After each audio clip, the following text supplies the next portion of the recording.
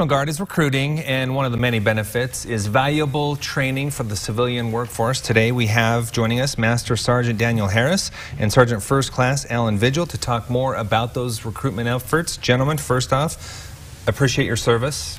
Thanks for joining us today and talking about this very important part of our community.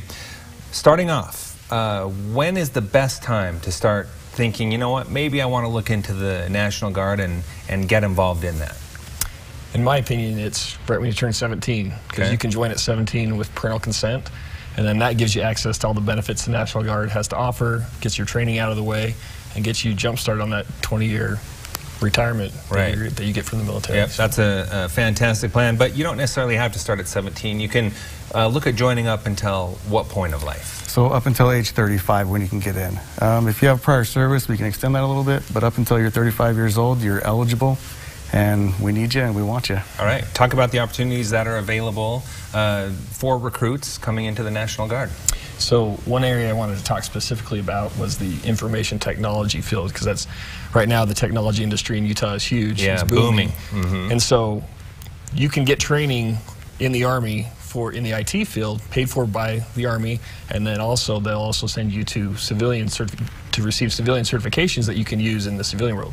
For example, if you enlist as a 25 Bravo, which is an information technology specialist, you'll go to training for the Army and learn the basic programming and networking skills, but then you'll have the opportunity to go and learn like Cisco, CCNA, CCNP, get those certifications, CompTIA, Network Plus, Security Plus, all paid for by the Army, and then come back home and go apply for one of those jobs. And when you apply for one of those civilian jobs, you have hands-on experience with your training for the military, you've got the certifications that they're looking for, and then the majority of the time you're going to have a security clearance, which means your background has been investigated thoroughly, so they know that they're getting a quality employee. So you're coming in ready to go and really hit the ground running. Absolutely. And that's a good thing, because once you become a member of the Guard, it really is a way that you can have your full-time job and still serve the country. Talk about that. Yeah, absolutely. So that's what we do. We serve our country, we serve our community, and we love sacrificing and doing that. That's everything that we believe in and we hold close to our hearts. Really, the whole point of us coming out here and wanting to talk about that is making sure that we get quality people that want to serve their community and they want to be part of that environment and do something within their community.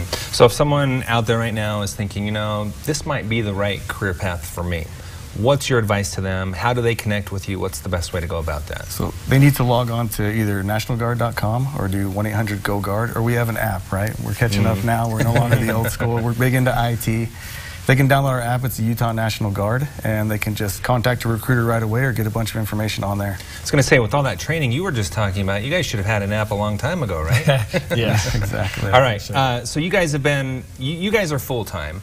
There are these part-time opportunities where you go 1 weekend a month, two weeks a year. Many employers here in the state of Utah are very friendly about allowing that. But talk about the impact of this decision on your life. Are you happy with it now that you look back on it? Yeah, absolutely. For me, it's one of the greatest things I did. You know, of course, having kids takes first place, but sure. I've been able to do a lot within the community. I've helped out through all kinds of natural disasters. I've been able to deploy, and it's taken care of my family, and I still get to serve.